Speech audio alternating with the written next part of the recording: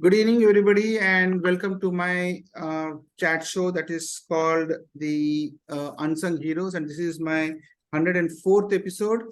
And जैसे कि आप जानते हैं कि मैं इस चैट शो के द्वारा उन लोगों को अपने प्लेटफॉर्म पे लेके आता हूं जो कि सोसाइटी के लिए कुछ काम कर रहे हैं या फिर यंग एंटरप्रेन्योर्स हैं या फिर एकेडमिशियंस हैं. So this is my 104th episode, and all these episodes, all sorts of people were there in my show, right from the people who worked on the ground or during the COVID period. I also got the nurses and the doctors and farmers who are doing something in the field of organic farming. So all sorts of class of people from the society has been there in my show.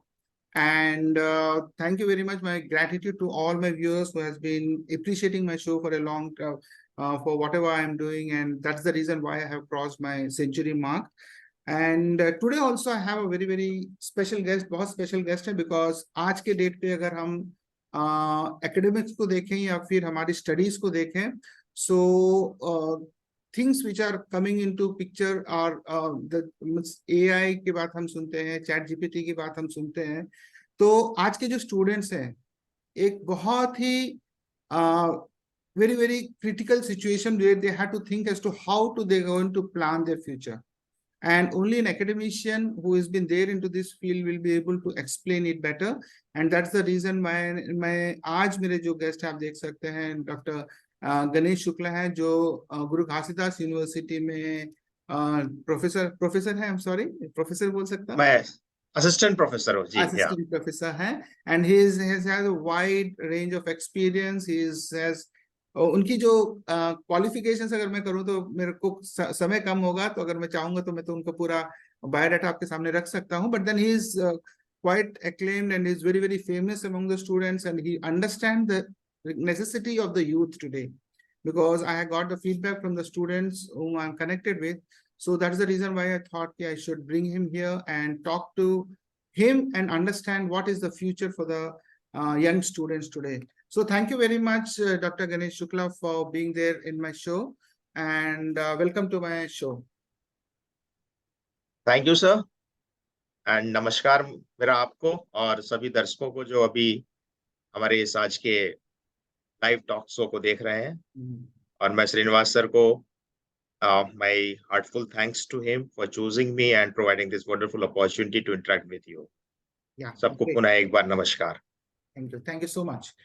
And actually आपको इस platform पे आई think आज के date पे academicians को लेके आना बहुत बहुत जरूरी है, because the technology is changing very fast. And I think आज के जो युवा हैं, they are not able to understand as to how fast the technology is changing. जहां तक मैं देख सकता हूँ, पिछले 15-20 साल में जो चेंजेस नहीं है, अगले 5 से 6 महीने में उससे ज्यादा चेंजेस आने वाले हैं. सो उसी इस उद्देश्य से मैंने सोचा कि आपको लेके आऊं, ताकि from the horse's mouth people can hear. तो इससे पहले कि हम आगे चलें, I just want to know about your childhood. Where are you from? What was your family background, so that my viewers also understands that, know that. Ji, thank you.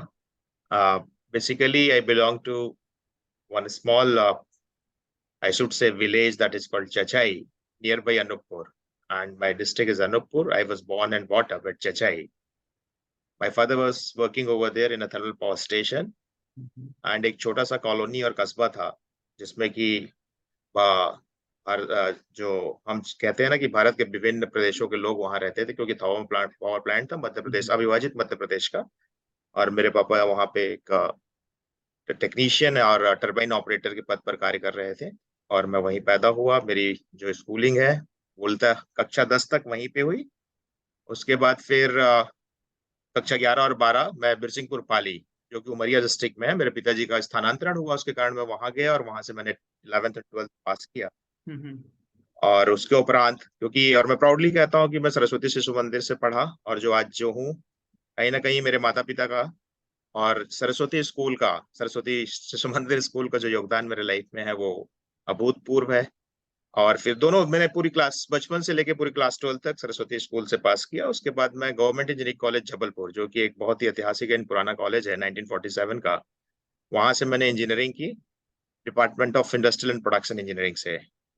और एक Hindi medium का छात्र होने के नाते कठिनाइयां बहुत थी जब मैं इंजीनियरिंग में गया, लेकिन फिर भी अपने आ, जो एक मेहनत कश, एक जो जरूरी होता है एक छात्र को, जो कि आज के छात्रों में मिसिंग पार्ट है, वो है मेहनत। तो उस मेहनत के कारण, क्योंकि मैं अगर आपको एक अपना एक छोटा सा वाकया यहाँ पे जोड़ूंगा, तो जब मैं 12वीं पास करके मैं जबलपुर इंजीनियरिंग कॉलेज गया था, तो मैं इंग्लिश के बुक पढ़ने में proper I was not comfortable and I was not able to understand what actually written over there. Then interpretation was very different what I was interpreting, and we were sitting with the friends and friends were laughing on me. Then that is my from where I started. और मैं अपनी engineering की पढ़ाई को gold medal से वहाँ पास किया, और उसके उपरांत मैं अपनी मास्टर डिग्री एमटेक करने के लिए आईआईटी धनबाद से मैंने एमटेक किया 2006 से 8 इंडस्ट्रियल इंजीनियरिंग एंड मैनेजमेंट में। और मेरे पास उस समय लास्ट में मैं अपने, हालांकि मैं क्लास का टॉपर था, टॉपर होने के बाद भी मुझे बहुत कठिनाइयां और परेशानियां हुई प्लेसमेंट के लिए। कई सारी कंपनियों में अगर मेरा रिटर्न निकलता था तो मैं इंटरव्यू नहीं पास कर पाता था, लेकिन हाँ, जो था, मैं अपने third year and final year दोनों में गेट क्वालिफाई किया था, और उसी के माध्यम से मैं फिर आईआईटी धनबाद में एमटेक में एडमिशन लिया, और सबसे लास्ट में मेरा कैंपस प्लेसमेंट हुआ था। तो ये एक मैं इसलिए यहाँ पे बताना चाह रहा हूँ कि जीवन में जो चीजें होती हैं उसको धैर्य पूर्वक, बिकॉज पेशेंसलेस होते हैं हम विद्यार्थी, विद्यार्थी क्या, हर हर इंसान, एक यंग युवा इंसान पेशेंसलेस होता है।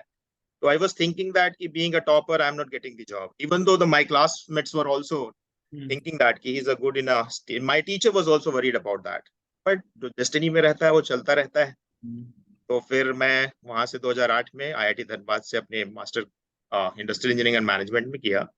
फिर मेरे पास दो जॉब थी, एक पाटनी कंप्यूटर्स में और एक patron engineering and construction limited. तो मैंने चूज किया कि मुझे कंस्ट्रक्शन ईपीसी कंपनी में जाना चाहिए। फिर मैंने ज्वाइन किया 2008 से लेकर अगस्त 2011 तक। मैंने ईपीसी कंपनी में भारत के विभिन्न जगहों में रहकर हमारे जो मैकेनिकल कंस्ट्रक्शन का जो काम होता है, power plant, refinery, cement plant, इन सब में मैं एक प्लानिंग मैनेजर के तहत काम किया। और उसके उपरांत, क्योंकि मैं शुरू से ही चाहता था कि मैं विद्यार्थियों के साथ रहूं, इसलिए मैंने डायरेक्ट इंजीनियरिंग के बाद एमटेक में भी गया था कि विद्यार्थियों से जुड़ा रहा हूं, और एकेडमिक्स कहीं ना कहीं एक मेरा पैशन था और कहीं ना कहीं मेरे मन और जहन में था। और उसी समय केंद्रीय विश्वविद्यालय गुरु घासीदास विश्वविद्यालय का उन्नयन हुआ 2009 में, और फर्स्ट जब रिक्रूटमेंट हुआ 2011 में, तो मुझे अपॉर्चुनिटी मिली। और मैं इसी क्षेत्र को बिलोंग करता हूँ, मेरा घर यहाँ से अनूपपुर, मतलब हमारे छत्तीसगढ़ और मध्य प्रदेश का बॉर्डर है। यहाँ आया और तब से चल ही रहा है विद्यार्थियों के बीच में एक अपना जो भी समाज का एक, बिकॉज एकेडमिक्स ही आपको इस डायरेक्शन से, क्योंकि विद्यार्थी जो होते हैं, जो युवा होता है, वो अपने देश का भविष्य होता है। और अगर हम उस पर्टिकुलर एज में, जो हमारे युवा एज है, जो वर्ग है, उनको अगर हम सही डायरेक्शन में मोटिवेट करें और सही डायरेक्शन में उनको परिवर्तित करें, तो जरूर आने वाला जो भविष्य होगा देश का अच्छा होगा। तो इस सोच के साथ मैं अभी तक बढ़ता जा रहा हूँ। फिर 2017 में मुझे विश्वविद्यालय के द्वारा पीएचडी करने के लिए क्वालिटी इंप्रूवमेंट प्रोग्राम, जो कि भारत सरकार की एक योजना है, उसके तहत मेरा सिलेक्शन आईआईटी बॉम्बे में हुआ। और मैं 2018 से 2021 आईआईटी बॉम्बे से पीएचडी किया। और जो मेरा पीएचडी का जो रिसर्च टॉपिक और एरिया बोल सकते हैं, जो भी मैं जिसमें रिसर्च करता हूँ, वो green and sustainable manufacturing strategy है। और यहाँ पे मैं इसको भी हाईलाइट करना चाहूंगा कि that was a, I should say, and before going to IIT Bombay, and that was a very much challenging for me due to some certain technical issues. I had a lot of problems, but then again, I am saying and conveying the masses that we should be very patientful. We should keep the patience, because अगर यहाँ पे कुछ परेशानी है तो भविष्य में कुछ ना कुछ अच्छा होगा। इसको इंतजार करते हुए एक पैशन और ईमानदारी और अपने ऑनेस्टी के साथ आप आगे बढ़ते रहिए। और मैंने एक रिकॉर्ड टाइम में 3 साल में आईआईटी बॉम्बे से पीएचडी पूरी की। और इसका श्रेय जो है, मेरे वहाँ पे जो सुपरवाइजर है प्रोफेसर गजेंद्र कुमार आदिल सर, उनको मैं उनके बिना ये संभव नहीं था। कोविड की विषम परिस्थितियां थी और आईआईटी बॉम्बे में, बॉम्बे हब था कोविड का, तो उस दौरान मैं पूरा आईआईटी बॉम्बे में था। और हम परिवार में, मेरे माता पिता का एक जो जीवन में एक संस्कार है, जो हम लोग एक संस्कारी परिवार से, और जो हमारे जो एक नीतिगत चीजें हैं, पिताजी का सुबह से उठाना और सुबह उठना, आज भी वो मेरे एक जहन में है और चलता रहता है वो। और हम लोग दो भाई हैं, एक मेरी बड़ी बहन है सबसे, और मैं घर में सबसे छोटा हूँ। और अभी मेरे परिवार में मेरी पत्नी जो प्रीति, उनका भी इम्पोर्टेंट बहुत योगदान। विषम परिस्थिति, उन्होंने भी मेरे स्ट्रगल को जो देखा है शादी के बाद। लोग बोलते हैं कि शादी के बाद शादी हम नहीं करेंगे, लाइफ परिवर्तित होती है, लेकिन मैं कहता हूँ कि शादी करके भी अपने स्ट्रगल को अपने जो पार्टनर है उसको दिखाइए तो जरूर, क्योंकि युवा में अभी ये चीजें हैं कि हम after settling down will do something, will marry, है ना, but there is no ending of the life, है ना। Nobody can say that right now I am settled then I will marry, then आई।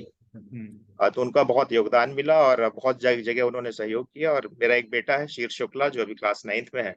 इस तरह से ये मेरी जर्नी थी जो अभी तक। और गुरु घासीदास केंद्रीय विश्वविद्यालय में विभिन्न अकादमिक के साथ साथ विभिन्न अलग कार्य जो हमारे यहाँ विश्वविद्यालय भी हमारा बहुत ही अच्छा कार्य कर रहा है, और उसमें कहीं ना कहीं हम लोग भी हमारे जो लीडर हैं अभी उनके मार्गदर्शन में विभिन्न प्रकार के कार्य कर रहे हैं और आगे बढ़ रहे हैं और सीख रहे हैं। ग्रेट ग्रेट सर, कुछ कुछ चीजें बहुत इंपॉर्टेंट है। आई थिंक आपने जो भी बोला है तो बहुत ही मतलब आज के युवा अगर इसको देखते हैं या सुनेंगे तो there is lot of inspiration. First of all आपने ये प्रूव कर दिया कि language is not a barrier. और Yes. आई थिंक जनरली यहाँ के जो क्षेत्र, बिलासपुर के क्षेत्र के लोग ये सोचते हैं कि हमें अंग्रेजी नहीं आती तो हम आगे नहीं बढ़ सकते हैं। मैं आपको बोलना चाहूँ, मैं कभी नहीं सोच सकता था कि मैं इंग्लिश में बोल पाऊंगा, क्योंकि मैं आपको बताऊं, जब मैं 12वीं तक का विद्यार्थी था तो मेरे इंग्लिश में जो मार्क्स होते थे कक्षा 11 तक, वो सिर्फ मिनिमम लेवल पे मैं पढ़ता था उसको। क्वेश्चन आंसर नहीं याद करता था, लेटर और ऐसे राइटिंग, और 18 नंबर्स का टारगेट था। 12th में मैंने थोड़ा सा अपनी स्ट्रैटेजी चेंज की, क्योंकि परसेंटेज हाई करने थे। तो फिर मैंने एक ब्रह्मास्त्र नाम का एक अपना नोटबुक बनाया जिसमें पिछले 10 साल के जो क्वेश्चन आंसर आते थे उनको लिखा, और फिर मैं सुबह उठ के 4 बजे उनको रट्टा मारता था। और फिर मेरे को डिस्टिंक्शन मिला इंग्लिश में फर्स्ट टाइम 12th में, 42 मार्क्स आउट ऑफ 50 में पाया। अच्छा, तो उस स्तर से मैंने स्टार्ट किया, और आज कहीं ना कहीं थोड़ा बहुत जो अभी सीखने के लिए तो अथाह है चीजें, लेकिन चलते रहती है। आप में ललक होनी चाहिए बस। तो जैसा आपने कहा, जरूर language is not at all a barrier. Language doesn't matter, your background doesn't matter, your school, college doesn't matter. अंदर में वो जो जुनून होना चाहिए, जो आप जुनून होना चाहिए। Yes. जी जी। दूसरी जो चीज आपने बहुत मतलब I should call it as a sacrifice, because आपके पास एक अच्छी कॉर्पोरेट जॉब थी, लेकिन आपने उसको छोड़ के you have chosen a career called academics. Correct. Which is not very encouraging, or which is not people doesn't it doesn't attract people more, because उसमें पैसा नहीं जो कॉर्पोरेट में है। जी, यहाँ पे मैं ऐड करना चाहूंगा, मैंने जो करियर है एकेडमिक्स का, मैंने बाय चॉइस ऑप्ट किया, not by chance. Yes. I had a wonderful job. I was earning. My salary was very good before coming to academics. I had something in my mind that I should go in academics, and that's why I was passionate and I was trying to get it in. And जब industry से academics में आया तो मेरे को double advantage मिला। जब मैं अभी क्लासेस लेता हूँ, जो पढ़ाता हूँ, जो मेरा 4 साल का एक्सपोजर है, वो एक्सपोजर कहीं ना कहीं एक क्लास में एक विद्यार्थी को जो कनेक्शन, जैसे इंडस्ट्री और एकेडमिया अभी हम बात करेंगे उसमें कि कैसे होता है, तो वो कनेक्शन जो गैप था और वो मुझे मिला, और मैं बच्चों को बहुत अच्छे से, और आज मेरे विद्यार्थी जितने भी विद्यार्थियों को हमने बहुत क्लोज से पढ़ाया है और बहुत संपर्क में रहे हैं, कहीं ना कहीं बहुत अच्छा कर रहे हैं। तो वो मेरे को एक बोल सकते हैं एडेड एडवांटेज था इंडस्ट्री में काम करना। तो ईश्वर का यही एक मैं कह सकता हूँ कि डेस्टिनी रही होगी मेरी, इसलिए पहले मैंने वहां पे काम किया, इसके बाद यहाँ आया। हम कहते हैं destiny, but we create the destiny. I believe strongly that you have created your own destiny. Correct, yes. So मैं अपने स्टूडेंट्स को भी यही बोलता रहता हूँ कि we can create our own destiny, like आपने क्रिएट किया है। But you always I always tell them to listen to your heart, not to your mind. Correct. दिल की सुनो, दिमाग की नहीं। जी तो कहीं ना कहीं this is very true for you. तो मेरा भी अगर थोड़ा सा मैं बैकग्राउंड बता, तो मैं भी जब फौज में था तो 48 इयर्स के एज था, मैं मस्त कर रहा था, अच्छा कर रहा था। आई वाज कर्नल के रैंक का था, तो अभी थोड़ा दिन रहता तो मेरे को एक सिंगल स्टार भी मिल जाता, सब कुछ था। लेकिन I have taken a conscious decision कि नहीं, मुझे वॉलंटरी रिटायरमेंट लेना है और कॉर्पोरेट वर्ल्ड में अपने आप को प्रूव करना, बिकॉज फौज में मैंने प्रूव कर रखा था। करेक्ट। तो उसके बाद जर्नी जैसे आपका था, अप्स एंड डाउन्स, बहुत सारे challenges, it's a roller coaster ride, but then today I am very happy, contented that yes I am able to contribute something to the society, so something society to my own city called Bilaspur. So ya that वे एक चीज और मैं आपको यहाँ पे बताना चाहूंगा, जब मैं क्लास 10th में था तो मेरी job as airman Air India में, जो अपना इंडियन एयरफोर्स में लग गई थी। और मैं बहुत एक्साइटेड था उस जॉब को ज्वाइन करने के लिए, लेकिन मेरे पिताजी और माताजी ने बोला, बेटा तू अभी ज्यादातर क्वालिफिकेशन बहुत कम है. I because at that particular age we did not have that much of exposure and understanding. Yes yes तो मुझे जज्बा था कि मैं थोड़ा 11th में लापरवाही भी किया कि अब ज्वाइनिंग आ गई है, अब जाना है जाना है. लेकिन वही मैं बोला ना, जहां ले जाना रहता है ईश्वर को. लेकिन हाँ, that was a very, I should say that really was at Satna, Madhya Pradesh.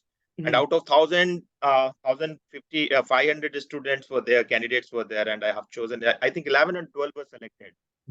That was a great boost up of my life कि नहीं, I can do something in my life. Because 10वीं तक तो मैं मस्ती पे ही चलता था, खेले कूदे मस्ती किए. लेकिन कहीं ना कहीं आगे बढ़ते गए जी. तो अभी एक फौज में भी लोग मस्ती वाले ही लोग चाहिए, पढ़े लिखे लोग नहीं चाहिए फौज में. सीक्रेट है वो. जी जी. Okay great. तो अगला जो मेरा ये सवाल है कि जब हम गुरुकुल की बात सुने, तो पहले हम जाते थे गुरुकुल, जाते थे तो वहां पे बच्चे मतलब बचपन से वहीं रहते थे, उसी एनवायरनमेंट में रहते थे and all those thing. But अगर आज आप देखो तो हमारे स्कूल्स में एसीज हैं, पेरेंट्स भी आते हैं बोले एसी है कि नहीं है, एसी नहीं है तो हम अपने बच्चों को एडमिशन नहीं देंगे वगैरह वगैरह. सो ये पूरी जो ट्रांसफॉर्मेशन है from gurukul to the modern schools, how do you think that this going to impact the student, मतलब स्टूडेंट्स के माइंडसेट पे ये कैसे प्रभाव पड़ेगा इसका? तो देखिए, जो हमारा सनातन परंपरा गुरुकुल परंपरा है, अगर उसको आज के जीवन में, आज के जो करंट समय में उसको जीवंत रूप में तो हम देख नहीं पा रहे हैं. लेकिन कहीं ना कहीं उन चीजों का महत्व बहुत ही मुझे कहना चाहिए कि बहुत महत्वपूर्ण है जीवन में उनका. लेकिन अभी जो आप बोले ऐसे modern era, schools are being transformed है ना. एंड जो टीचर और स्टूडेंट्स, एक teaching is a treated as a service. Students are paying the fees and parents are thinking that we are paying the fee, then we should take a service from the teachers. That कहीं ना कहीं वो एक चीज जो perception है कुछ parents में, सबको तो मैं नहीं बोलूंगा, जो पुराने और जो अच्छे थॉटफुल, मुझे कहना चाहिए कि जिनका गुरुकुल परंपरा के हिसाब से जो सोचते हैं, वो कहीं ना कहीं एक, और शिक्षक भी अगर इसको ये सोचे कि ये मेरा विद्यार्थी जो है, ये मेरा बालक है. जैसे गुरुकुल में क्या होता था, जब पहले के पुराने जमाने में माता पिता अपने बच्चों को गुरुजी के पास छोड़ के आ जाते थे, तो गुरुजी उसको एक अपने पुत्र के समान या पुत्री के समान ही उसको रख के पूरी शिक्षा प्रदान करते थे. तो वो अटैचमेंट, आज भी अगर शिक्षक उस अटैचमेंट को विद्यार्थी को लेकर रखेगा अपने साथ, कि ये मेरा पुत्र है, मेरा दायित्व है इसको सही मार्गदर्शन देना, तो हम कहीं ना कहीं शिक्षकों में भी उस विचार को लाना होगा और उस डायरेक्शन से अपने विद्यार्थी के लिए सोचना होगा कि अगर मेरा बच्चा होता तो मैं इसके लिए क्या सोचता. एब्सोल्युटली. ये मेरा बच्चा ही है और मैं इसको पढ़ा रहा हूँ, तो जितना मैक्सिमम मैं उसको डायरेक्शन दे सकूं, क्योंकि हम उस पुराने रीति रिवाज और परंपरा में तो नहीं जा सकते, लेकिन अभी भी जो इमोशनल चीजें हैं, जो अटैचमेंट है, वो हमारी पुरानी जो परंपरा उसके साथ चलेगी और चलती भी है. कुछ शिक्षक भी वैसे हैं, कुछ विद्यार्थी भी वैसे हैं. तो हम क्या जनरलाइज नहीं कर सकते हैं कि सारी चीजें पुराने से हट के नए पे आई हैं. कुछ कुछ मॉडर्नाइजेशन है, कुछ मिक्सअप है, वो चल रहा है. और वो होना भी चाहिए, पेरेंट्स में भी, विद्यार्थी में भी. विद्यार्थी जब अपने टीचर को एक गुरु के समान मानता है, मानेगा तभी जब गुरु उसको एक पुत्र के समान मानेगा. वो कहीं ना कहीं अटैचमेंट म्यूचुअल है, आप देखिएगा, अन्यथा की स्थिति में संभव नहीं है. एब्सोल्युटली. विद्यार्थी बहुत जल्दी समझता है, और एक गुरु को विद्यार्थी को समझना और समझ, क्योंकि एक विद्यार्थी आपको बहुत अच्छा मिल गया जीवन में. अगर आप देखिए हमारे रामकृष्ण परमहंस और स्वामी विवेकानंद के बारे में अगर आप देखें, गुरु और शिष्य, तो पूरे जीवन को बदल देता है. वही एक शिष्य, अगर मैं एक शिक्षक होने के नाते अपने जीवन में एक दो स्वामी विवेकानंद मुझे मैं बना दिया, तो भविष्य, विश्व का जो भविष्य होगा वो कायाकल्प और अलग ही होगा. तो यही एक मेरी मनसा भी होती है कि मैं एक विद्यार्थी मुझे ऐसा मिले जो मेरे साथ जुड़ के काम करे, और मैं ईमानदारी से, और honesty is the best policy in the life. उसका कोई उपचार ही नहीं है, कुछ संदेह ही नहीं है उसमें. तो जहां भी जो दायित्व मुझे मिलता है शिक्षक होने के नाते, हमारे जो प्रशासनिक कार्य होने के नाते, जरूर मैं उनको एक संपूर्ण ईमानदारी से, कर्मण्येवाधिकारस्थ मा फलेषु कदाचन, ईमानदारी से आप काम करते रहिए, और आपको जो फल उसका मिलना होगा जरूर आपको मिलेगा. I think this is a very very profound statement. ईमानदारी का मतलब कोई रिप्लेसमेंट ही नहीं है, कोई रिप्लेसमेंट नहीं है. लोग बोलते हैं आजकल भाई ईमानदार लोग जी नहीं सकते हैं, बहुत लोग दुनिया में, बहुत लोग हैं जैसे आपको नीचे करने की. बट मैंने भी कहीं ना कहीं पाया कि ईमानदार जो लोग होते हैं, मे बी शॉर्ट टर्म में उनको कोई ये पहुंचा सकता है, लेकिन लॉन्ग टर्म में हर समय दे विल बी सक्सेसफुल. जैसे सर मैंने आपको बताया ना कि अपन को धैर्य रखना है. मैं युवा वर्ग को भी यही बोलता हूँ कि अगर असफलता नहीं मिलेगी तो आप सफलता का स्वाद नहीं चख पाओगे जीवन में. तो असफलता क्या है, आपको प्रेरित करती है सफल होने के लिए. कभी अपने आप को आप ये मत सोचना मैं सफल हो गया, मैं सफल हो गया, मैं सफल हो गया. यस. धैर्य रखिए। आज असफलता कहीं ना कहीं कुछ ऊंचाइयों पे ले जाने के लिए आपको असफल की है। पॉजिटिव जैसे एटीट्यूड की बात होती है, यस, तो जो सकारात्मक सोच है, एब्सोल्युटली, सकारात्मकता सिर्फ सोच बस नहीं, हमारे क्रियान्वयन में भी होना चाहिए, यस, इम्प्लीमेंटेशन में। यस, एंड मैं तो दो प्रिंसिपल पे काम करता हूँ, आपकी नीति और नियत।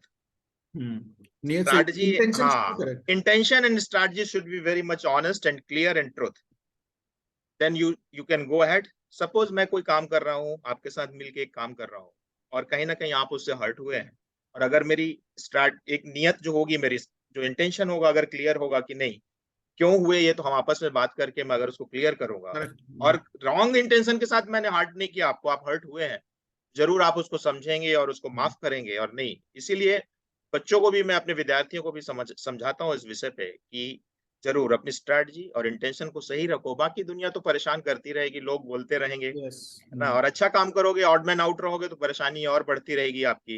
यस, भीड़ से अलग दिखोगे तो भीड़ तो चाहेगी तुम भीड़ जैसे हो। यस, तो absolutely.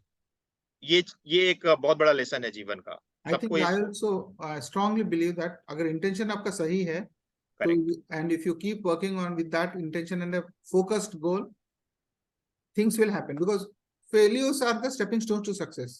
Correct, Each failure makes your attitude, changes your attitude. You learn from your failures and go into, because कोई भी इंसान जो सक्सेसफुल हुआ बिना फेलियर के सक्सेसफुल नहीं हुआ। आपका एक एग्जांपल है, during the Covid time you had so much of struggles for your PhD, correct, but you have done it. But today you are, if you look back and connect the dots, you feel those pleasures actually. Correct. So वही मैं that's बोला ना sir आपको, मैं जाने के पहले भी बहुत स्ट्रगल एंड बहुत प्रॉब्लम्स थे मुझे, लेकिन मैं उसको पॉजिटिविटी पे लेके, मेरे फैमिली का जो सपोर्ट था, जी। बहुत ही उम्दा डायरेक्शन में हमने काम किया। मैं हताश हो जाता था कभी कभी, इतनी विषम परिस्थितियों में मैं क्यों ऐसा कर रहा हूँ, क्यों जाना चाह रहा हूँ, कैसे सोच रहा हूँ, क्योंकि अपने आप में आईआईटी बॉम्बे में एडमिशन होना एक जी।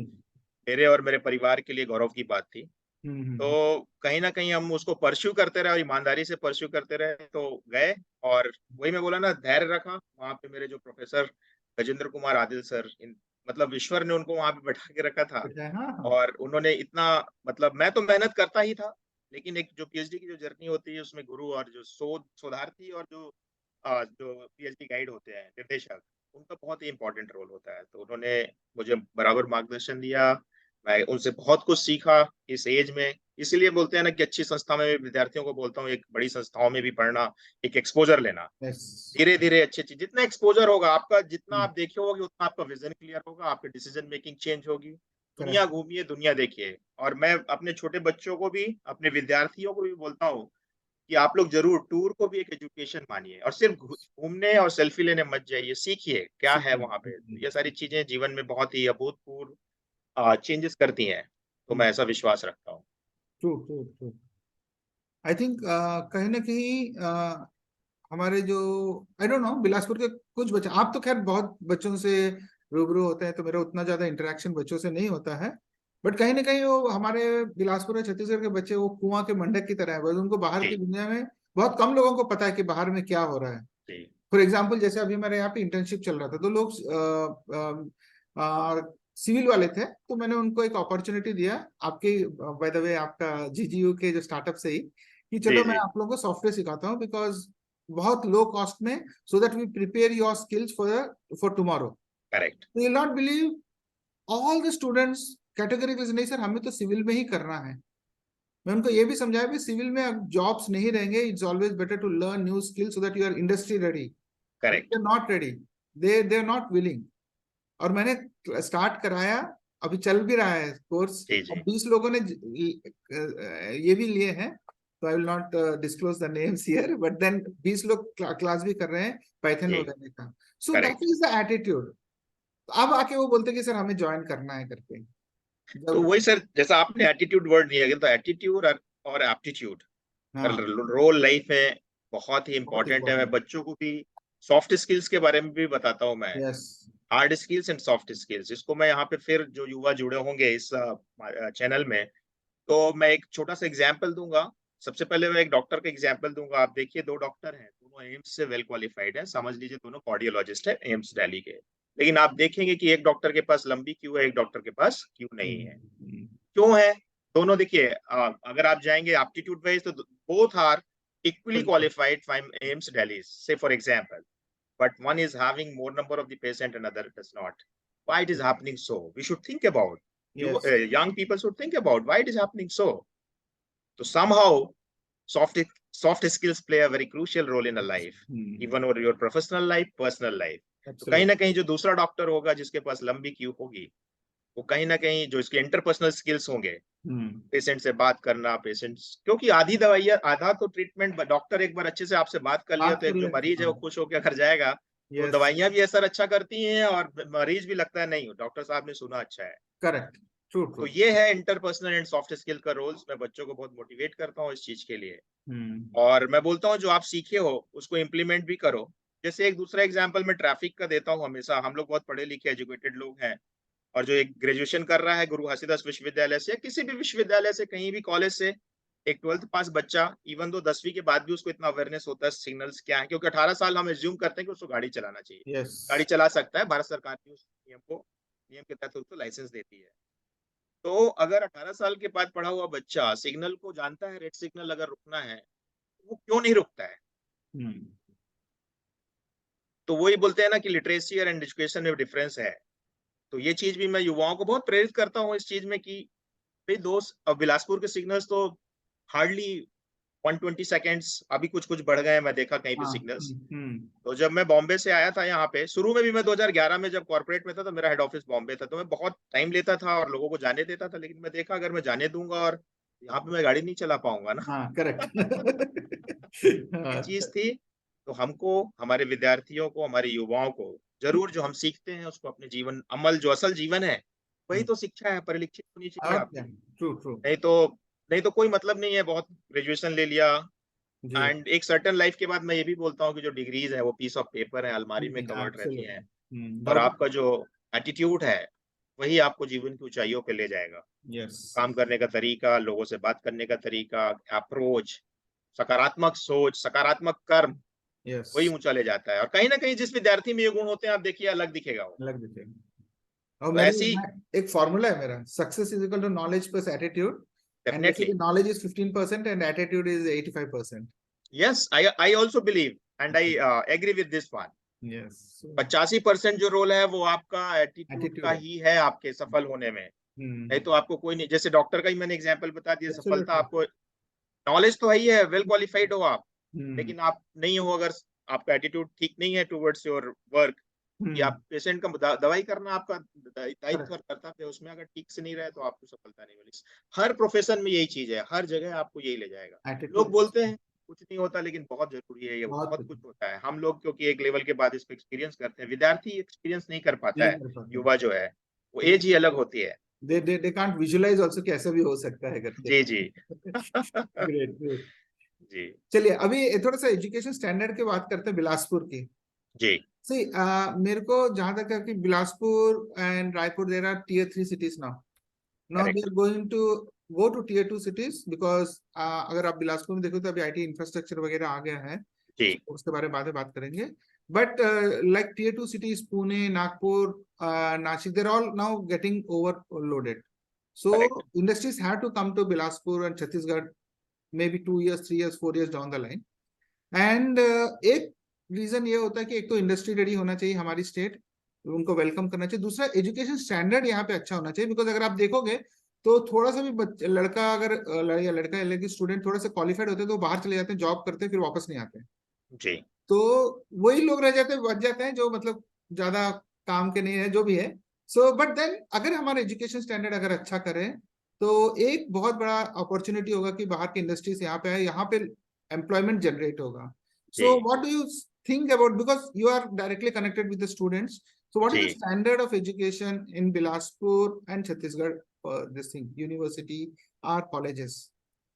जी, तो सबसे पहले तो मैं ये कहना चाहूंगा कि जैसे आप बोले कि युवा एक बार पढ़ने के बाद बाहर चला जाता है, तो उसको रोकने के लिए कहीं ना कहीं जैसे स्टार्टअप्स की जो योजनाएं हैं, अगर एक युवा को हम उस डायरेक्शन में मॉडिफाई उसको डायरेक्ट करें कि तुम अब जॉब टेकर ना होके जॉब प्रोवाइडर बनो और कहीं ना कहीं स्टार्टअप पे काम करो, तो एक अच्छा जो हमारा स्किल है उसको हम रोक सकते हैं। और जरूर, और उस डायरेक्शन में छत्तीसगढ़ में अभी बहुत सारे कार्य हो रहे हैं, हमारे विश्वविद्यालय में स्पेसिफिकली बहुत सारे कार्य किए जा रहे हैं। जी। और हमारी छत्तीसगढ़ में संस्थाएं भी, उच्च शिक्षा की संस्थाएं अगर आप कहेंगे तो बहुत ही अच्छी, और सर्व बिलासपुर शहर में केंद्रीय विश्वविद्यालय अपने आप में छत्तीसगढ़ का अकेला विश्वविद्यालय है बिलासपुर शहर में। उसके अलावा हमारे पास अटल बिहारी विश्वविद्यालय है, और हमारे जो सुंदरलाल शर्मा ओपन विश्वविद्यालय है। छत्तीसगढ़ राज्य की बात करूं तो सारी जो भारतीय संस्थाएं हैं, सारी आप एनआईटी ले लीजिए, आईआईटी ले लीजिए, आईएम ले लीजिए, एम्स ले लीजिए, तो ये सारी संस्थाएं एक गुणवत्तापूर्ण संस्थाएं हैं, और अपना बच्चों को, विद्यार्थियों को ज्ञान भी दे रही हैं उस तरीके से, जो भी जो पहले विद्यार्थी, जो बिलासपुर शहर का आदमी, जो बहुत ही रेयर लोग यहाँ पढ़ाई कर पाते थे, जी। अपॉर्चुनिटी के लिए बाहर पढ़ने तक के लिए बाहर जाना पड़ता था, अब वो सारी चीजें, जैसे 20 साल बाद ये डेवलपमेंट हुआ कि अब अगर आपको पढ़ने का आप इच्छा रखते हो, जी। जरूर, पहले क्योंकि अभाव था, बहुत रेयर जिसको एक अच्छा नॉलेज होता था, जिसकी फैमिली बैकग्राउंड अच्छी होती थी, या फिर जो गांव से एक ऐसा उभरता विद्यार्थी आता था जो भाग्य में ही कह सकते हैं पढ़ना होता था। अब तो ऐसा है कि अपॉर्चुनिटी, अब सुविधाएं बहुत है, बस विद्यार्थी आए और पढ़े। वो चीज में तो हम कहीं ना कहीं आगे हैं, और जी। छत्तीसगढ़ राज्य उसमें बहुत अच्छा कर रहा है, और हमारा केंद्रीय विश्वविद्यालय तो क्योंकि हमारे यहाँ 32 डिपार्टमेंट है हर विषय पे, और बहुत अच्छे अच्छे शिक्षक, और जो इंफ्रास्ट्रक्चर लेवल की जो सुविधाएं भी हैं बहुत ही उम्दा तरीके से हैं, और बहुत प्रगतिशील भी है अभी। या। तो मुझे लगता है एक अच्छा विश्वविद्यालय, और एक बच्चों के लिए, एक पढ़ने के लिए एक बहुत अच्छा संस्थान हमारा केंद्रीय विश्वविद्यालय हर टाइप की विधाओं का है, क्योंकि जो अलग संस्थाएं होती हैं कहीं ना कहीं स्पेसिफिक होती है। अगर एनएलयू की बात करूं तो लॉ पढ़ने के लिए है, लेकिन केंद्रीय यस। विश्वविद्यालय हर, इंजीनियरिंग की भी पढ़ाई है, मेडिकल को छोड़ के सारी पढ़ाई हमारे पास है। तो हम लोग उस डायरेक्शन में, हमारा छत्तीसगढ़ बहुत अच्छा कार्य कर रहा है। Great, great. और स्टार्टअप के लिए बच्चों को कहीं ना कहीं मोटिवेट करना होगा, और गवर्नमेंट की बहुत सारी स्कीम्स हैं, और बहुत सारी योजनाएं लेके आया है अटल इनोवेशन सेल और स्टार्टअप। आप तो उससे बहुत सारी चीजों से जुड़े हुए भी हैं, तो बच्चे कहीं ना कहीं उद्यमी बने, और लोगों को छोटी छोटी चीजों में, देखिए उसमें शर्माने की जरूरत नहीं है। कई विद्यार्थी, अब तो दूर, हेजिटेशन दूर हुआ, पहले तो यस। चाय बेचने में लोगों को शर्म आती थी इंजीनियरिंग करने के बाद, लेकिन आज जब हम लोग पढ़ते थे तो शायद ही रेयर टू रेयरेस्ट होता था कि कोई चाय बेचता हो उसको, लेकिन आज एक मॉडल है। यस। हाँ, आप देख लीजिए, चाय सुट्टा बार देख लीजिए, या कुछ भी देख लीजिए, एग्जाम्पल है ये कि इन्होंने यस। कुछ कर दिखाया है, करने कुछ गए थे और कर कुछ दिखाया है, सिर्फ जज्बा उनको ले गया। तो मैं यही कहूंगा विद्यार्थियों को कि ईमानदारी से पढ़िए और उसको इम्प्लीमेंट करिए। स्किल्स, आप देखिए, स्किल्स नहीं होगा तो आप फिर आगे नहीं बढ़ पाएंगे। Degree can not help you out, absolutely. Doubt नहीं। you should work, every student, every aspirant should work on their skills, and hard work is only the key to yes. open any kind of the law. I believe that is my personal belief. जैसे कि मैंने बताया, language is not at all bar. Chhattisgarh के विद्यार्थियों में थोड़ा सा hesitation रहता है यस। भाषा का, और दोनों भाषाएं जो हम, देखिए हमारा मातृभाषा तो है ही है, हमेशा हम उसमें निपुण होते ही हैं, हमारी सोच थॉट मातृभाषा में चलती है, और इंग्लिश क्या है, एक कम्युनिकेशन का मीडियम है, सीख जाओगे आप, उसको यूज करते रहोगे। न्यूज़पेपर पढ़िए, मैं विद्यार्थियों को प्रेरित करता रहता हूँ कि पढ़िए उसको, जरूर सीखता है इंसान।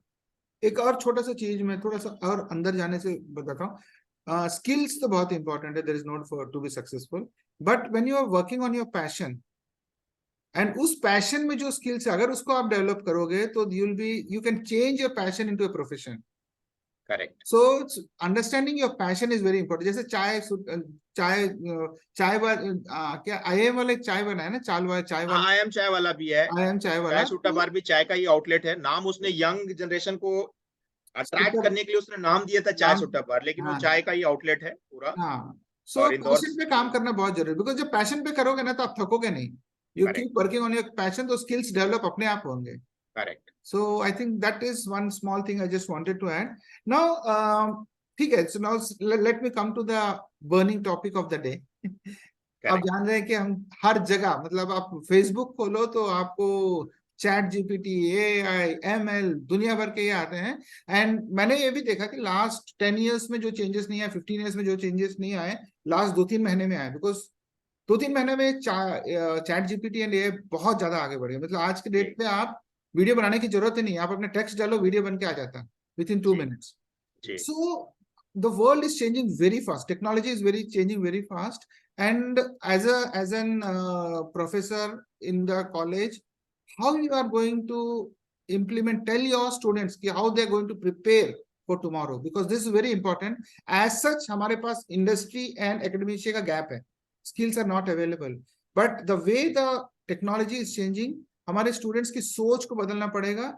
हमारे जो टीचर्स हैं, आप लोग जैसे हो, आप लोगों के भी अपनी कहीं ना कहीं टीचिंग मेथोडोलॉजी को बदलना पड़ेगा और बच्चों को बताना पड़ेगा। So how is the university going to take, in fact I am planning to take these sessions with academicians, so how to they going to see the future and how they are going to change their way of teaching. So आपसे मैं सुनना चाहूंगा। जरूर। एक शिक्षक क्या, एक सभी जो भी इस पृथ्वी पे है, इस दुनिया पे एक मानव है, उसको कहीं ना कहीं जो भी एक अंडरस्टैंडिंग एंड जो लर्निंग एटीट्यूड है उसको कभी खत्म नहीं करना चाहिए, because I believe that learning is a never ending phenomena.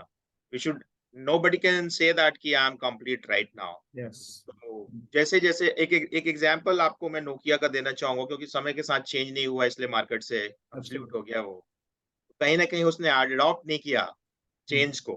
Same तो हर युवा को, कोडैक आल्सो, मैं कोडैक का भी एग्जांपल कोडैक आल्सो, या they are out of the market right now.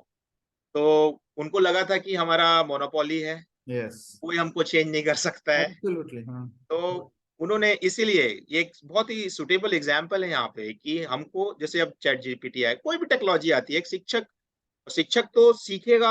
शिक्षक के लिए तो बहुत ही इंपॉर्टेंट है इस चीज को, क्योंकि शिक्षक एक शिक्षा और शिक्षक एक ऐसा प्रोफेशन है कि जहाँ पे हमको नए टेक्नोलॉजीज को सीखते हुए विद्यार्थियों को बताना है कि उसके गुण और दोष क्या है। यस। तो चैट जीपीटी जो आया है, कहीं ना कहीं every coin has two faces. तो मैं ये विश्वास करता हूँ कि जो ह्यूमन इंटेलिजेंसी है उसके ऊपर कोई भी इंटेलिजेंसी नहीं है। तो यस। ह्यूमन इंटेलिजेंसी तो होना ही चाहिए, उसके साथ साथ जो है उसको कोई नहीं जीत पाएगा अगर आप जानते हो सिस्टम को, उस टेक्नोलॉजी को प्रॉपरली अंडरस्टैंड करते हो, आप उसको प्रॉपरली यूज करोगे, तो चैट जीपीटी भी आज आपके लिए उपयोगफुल होगा, यूजफुल होगा। और नहीं, अगर नहीं जानते हो तो फिर, because that is a artificial intelligence that is based on the some artificial things, then if you're not able to understand what is behind that, then you will get the result and you will publish those results, then that will not be accepted in the society. So we must understand and we should be ready to change ourselves always. तो जहां ये चीज आ गई कि नहीं मैं नहीं change करूंगा, तो उस युवक का, उस इंसान का ग्रोथ। ग्रोथ असंभव ही है। और आज की दुनिया में तो बहुत ही कॉम्पिटिटिव एरा है। यस। और आप अगर भीड़ से अलग नहीं होगे तो आपको कोई नहीं पहचानेगा और कोई नहीं लेगा। Why I should hire you? बस yes, absolutely. you are different from other peoples. हाँ, तो एक एक बहुत इंपॉर्टेंट चीज जो यहाँ पे आता है कि ह्यूमन, जैसे आपने बताया था कि ह्यूमन इंटेलिजेंस को कोई चेंज नहीं कर सकता, मतलब वो आर्टिफिशियली है। जो ह्यूमन इमोशंस में जो फीलिंग्स है, वो फीलिंग्स को तो आर्टिफिशियल इंटेलिजेंस, रोबोट या कुछ भी नहीं कर पाएगा। नहीं लेके आ पाए। सो तो that is always there with you. And after all अगर देखें तो ह्यूमन बीइंग्स ही ने तो बनाया है उसको, चैट जीपीटी को तो ह्यूमन बीइंग्स ही ने बनाया, तो ब्रेन भी एंड ह्यूमन बीइंग्स ओनली। जी। सो और दूसरी जो बात है, I think in the next few years creativity is the only thing which is going to, people who are have very creative and use their creative minds, they can survive. And jobs के पीछे नहीं भागना चाहिए, जैसे आज के date में jobs के पीछे भागते हैं। तो startup, know their passion, work on their passion, do a startup and be creative, and that's how you're going to survive. That's what I feel. Correct. And जो आपका पैशन है, आपकी जो क्रिएटिविटी है, आप टेक्नोलॉजी का हेल्प कर लीजिए और उसको एक्सेल करिए, तो डेफिनेटली आप आगे बढ़ेंगे। और जरूर आप बड़े स्टार्टअप स्टार्ट करिए। और एक असफलता, मैं इस हमेशा युवाओं को यही समझाता हूँ कि जो प्रकृति जिसने बनाया है, अगर एक छोटा सा एग्जांपल मैं दूं आपको, यहाँ पे आप और हम हमेशा ये ऑब्जर्व किए, हर आदमी ऑब्जर्व करता है कि देखिएगा, आप परिवार में जो बुजुर्ग होते हैं वो प्रातः काल बहुत जल्दी उठते हैं और परिवार चाहता है कि वो थोड़ा देर तक सोते रहें और बाद में उठें। और दूसरे, ऑन द अदर हैंड, जो हमारे युवा बच्चे होते हैं 9वीं 10वीं 11वीं 12वीं के, हर पेरेंट्स और हर वाला चाहता है कि उठ के पढ़े, लेकिन वो सोता रहता है। तो फाइट है। यस। तो ये that is the creation of the God, actually I believe that. उसने उस युवा को नींद दी है उस युवा एज में, और उस बुजुर्ग को नींद नहीं दी है जिसको नींद चाहिए और जिससे उसकी हैप्पीनेस बढ़ेगी परिवार की। वहाँ फाइट है। तो बिना फाइट के जीवन में सफलता नहीं मिलेगी। जो विद्यार्थी आप देखिएगा 9वीं 10वीं 11वीं 12वीं में लगातार कड़ी मेहनत करता है, उस ऑड सिचुएशन से नहीं सोता है, उठता है, अपने आप से मेहनत करता है, और उस जो एक उसका वो जो लड़ाई है वहां पे कि तुझे सोना है, लेकिन वो उठता है, coming out of comfort zone. Comfort zone से बाहर, और ये naturally that is created by the God, I believe that. इसलिए उस एज में नींद भी बहुत आती है, सर्टेन एज के बाद नींद आना बंद हो जाती है, वहीं पे करियर बनना रहता है। नहीं तो चाहता तो नींद आने वाली एज को बात कर देता हो। Yes. Nature also plays like that only. तो है, फाइट है लाइफ में, Right, है. And फाइट only है। those people who are coming out of their comfort zone are the people who are successful. Doubt me. Correct, yes yes. So that is true. Okay, great. So coming back to my favorite topic about Smart Bilaspur. ठीक है, जी। very close to my heart. So yeah, Bilaspur has changed. आपको पता है कि integrated command and control center आ गया है, and ji ITMS आ गया, integrated traffic management system आया, and we have a data center also. Ji. So opportunities Bilaspur अगर देखा जाए तो with the smart city coming up, we have leaped forward almost 8 to 10 years as far as the ji. IT infrastructure is concerned. Sure. So how do you see this going to help Bilaspur to grow?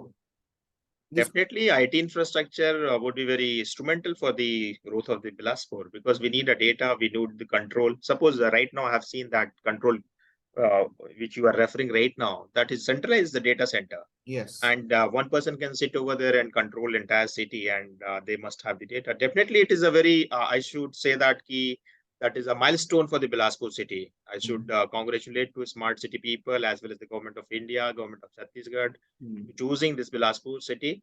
Yes. And they're doing very well. And anyhow, and now next target is you people, because that your ICT based thing will help you out to control the traffic.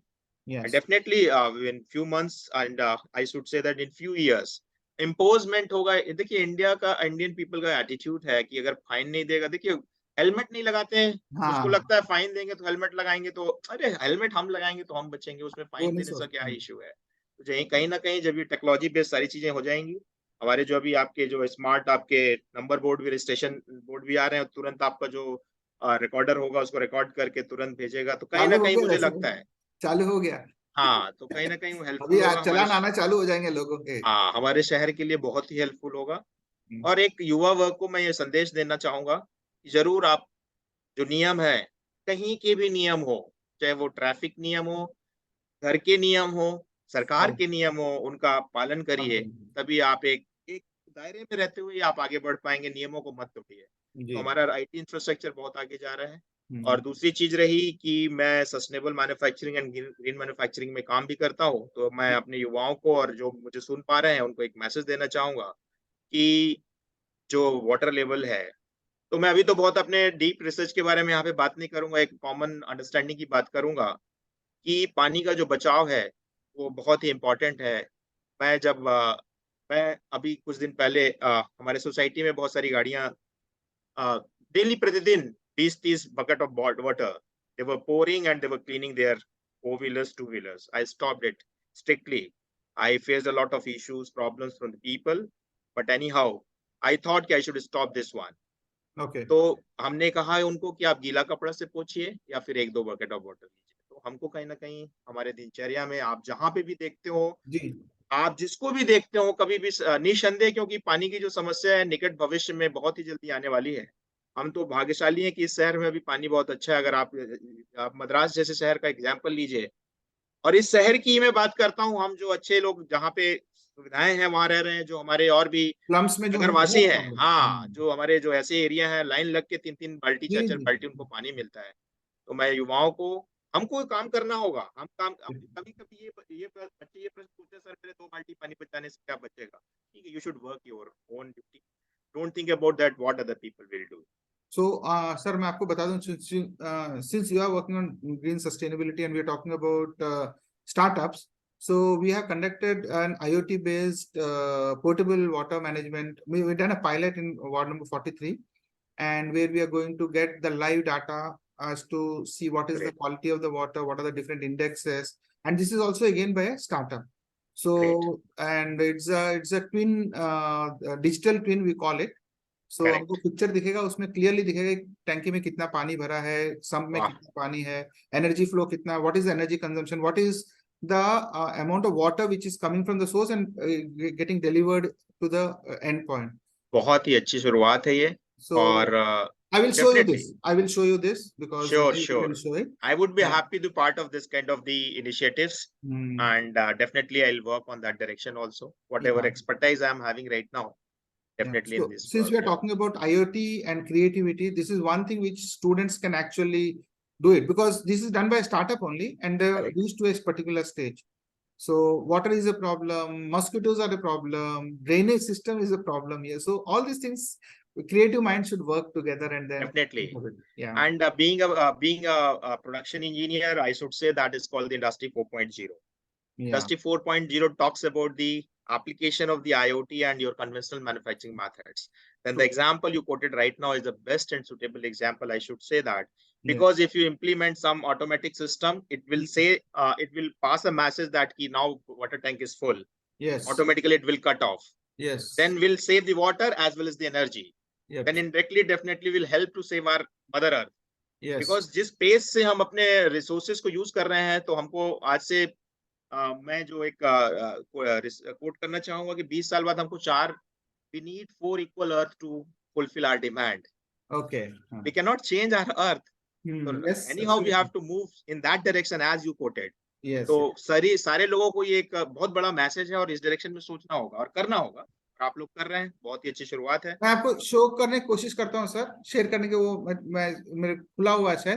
Let me just show you how it works. So this is yeah, I think you're able to see, right? Yeah. This is a 150 KLD smart water monitoring this thing, and here if you see, if I go live here, okay. Oh, nice. Yeah. And here this is called the digital twin. Okay. So this is a sum 80% which is filled up. This is live data, by the way. Correct. And this is that over a tank. So water comes to this sum from 4 different pumps. Okay. It gets filled up here. Okay. And it goes to the overpan tank. Correct. So here we have energy meters. So if you see that how much of water has flown.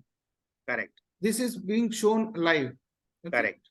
And also the water quality on the right, pH level, correct, TDS, ORP, all these things are shown. Okay. One more thing is like these 2 bore pumps gets automatically switched off once the water is filled. There is no spillage of water. Nice. So this is called the digital twin, and this we had done it from a startup, sir. And when we go for a thing like SCADA, this will charge almost 80 to 90 lakhs. Correct. I know that SCADA, yeah. Yeah. So this particular project we just costed 5.5 lakhs. Can you imagine? Nice, great initiative. Yeah. Everything is Indianized. It's nothing to do with any foreign. This is all. I think right now you people are using in your level. I think that can be also used by the societies. Suppose I am residing in one society. I have a water tank. I have a pump. Absolutely. And I think this because right now how we are conserving the water, because in my society just जो अपना आता नहीं है alarm system water tank is full, वो भी एक बहुत ही instrumental चीज है. अगर ये सब चीजें जो युवा नहीं कर पा रहे हैं, जो सोसाइटी वाले लोग नहीं कर पा रहे हैं, उनको लगाइए, डेफिनेटली पानी बहुत बचता है और एनर्जी बचती है. और ये जरूर, ये तो सर बहुत ही मुझे लगता है कि एक उसका रिप्लेसमेंट होगा जो मैंने अभी आप कन्वेंशनल मेथड बताया, ये आपका IoT रिप्लेसमेंट होगा मार्केट में, और बहुत कॉस्टली नहीं है ये, और आज बहुत ही अच्छी चीज है. And most important thing, sir, this is all made in India because nice, great. वो जो SCADA आता है, इस पैकेज में आता है, कुछ भी खराब होता है हमको पूरा सिस्टम लेके जाए. यहाँ पे you can change the energy, but everything is made in India. Nothing is बाहर से. And if you see यहाँ पे kilowatt hour दिखा रहा है, energy meter borewell 28 kilowatt hour. Energy meter. Startup of the Smart City Bilaspur or some other person? No. This is a project from Smart City Bilaspur. Correct. A pilot project we have done in ward number 43.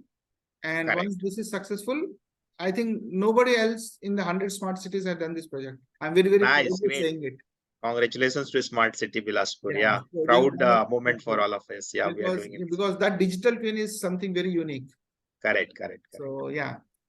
So, I think, yeah, great conversation. And I think students who are going to watch this episode, they're going to love it because the wisdom what you have given, knowledge what you have shared with us is immense.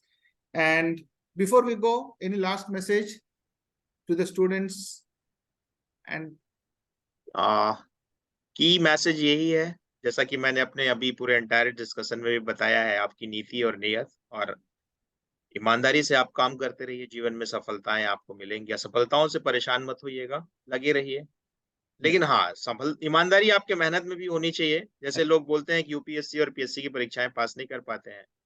तो कहीं न कहीं जो विद्यार्थी पास करता है वो different होता है और ईमानदार होता है अपने उस प्रिपरेशन के लिए। प्रिपरेशन के लिए। और अपने पेरेंट्स का, अपने माता-पिता का और आपको जो जिसने दिया है, क्योंकि हर पेरेंट्स अपने बच्चों को अपनी जो कैपेसिटी होती है उससे मैक्सिमम देने की कोशिश करता है। क्योंकि एक विद्यार्थी युवा एज में मैंने देखा कंपैरिज़न चालू करते हैं, तो मैं एक ये मैसेज देना चाहूँगा कि पेरेंट्स होने के बाद पेरेंट्स की फीलिंग आपको समझ में आएगी पेरेंट्स होता क्या है, क्योंकि उस एज में आप समझ नहीं पाते हो। तो अपने माता-पिता का, अपनी जो परिस्थितियाँ और प्राउड फ़ील करो जहाँ से आप आते हो उसको प्राउड फ़ील करो। कभी ये नहीं सोचना चाहिए कि मैं गाँव को प्राउडली बोलो I belong to this village. Yes, absolutely. मैं अंग्रेजी नहीं पढ़ पाता था, मैं गधा था, मैं नहीं पास कर पाया। आप देखिएगा कई ऐसे ड्रॉप आउट्स हैं, कई ऐसे जो 10वीं में 40% है, 12वीं में 45% आज आईएएस है, आईपीएस हैं, लेफ्टिनेंट कमांडेंट हैं। तो उन्होंने एक जीवन में एक आपको सिर्फ़ एक हिकअप्स आपको टर्न अप चाहिए है बस। जहाँ यस, आप चेंज हुए, परिवर्तित हुए, लेकिन हाँ, ऑनेस्टी, लोगों का रिस्पेक्ट, ईमानदारी और जो पढ़े हो, जो पढ़ा है उसको यस। इम्प्लीमेंट करना, अपने एटीट्यूड पे रिफ्लेक्ट करना बहुत इम्पोर्टेंट है। वो बहुत ज़्यादा ज़रूरी है। कहाँ हम कैसे बैठे हैं, किससे बात कर रहे हैं, हमारे जो नियम है उनका पालन करना और अपने माता-पिता का हमेशा और किसी का भी एल्डर्स थैंक को रेस्पेक्ट करना। यस, हमको थैंकफुल होना चाहिए। जहाँ पे भी जो भी किसी भी प्रकार की हेल्प करता है, ज़रूर उसको आप मानिए कि नहीं, कहीं न कहीं इसने मेरे जीवन में अहम योगदान निभाया है। यही मेरा एक मैसेज है सभी लोगों को और जो भी मुझे देख पा रहे हैं और ज़रूर मैं चाहूँगा कि और कुछ समाज में इस तरह आगे बढ़ते हुए अपने युवाओं को प्रेरित कर सकूँ और काम कर सकूँ। यही मेरी इच्छा है। Thank you, sir. Thank you so much. And it was wonderful talking to you and lot of wisdom and knowledge you have shared. And wishing you all the very best for your all thank your you sir future goals. और Thank you धन्यवाद so much. आपको भी मुझे choose करने के लिए और ये प्लेटफ़ॉर्म प्रोवाइड करने के लिए। Thank you, sir. ज़रूर, मिलते रहेंगे। Yes. Okay, thank you. Well, friends, that was Dr. Shukla, and as you have seen, we have shared lot many things and lot of knowledge, and I think especially for the students, अगर इस episode को देखेंगे तो उनको बहुत कुछ सीखने को मिलेगा तो how to plan their future, what is creativity, and how important is technology playing today. So maybe next week I'll have one more guest, one more academician with me, so to talk more about the changing trends in the industry, in the education industry, calling chat GPT or AI and all those things. So till then, take care of yourself. And till we meet next week with one more Unsung Heroes, take care and Jai Hind.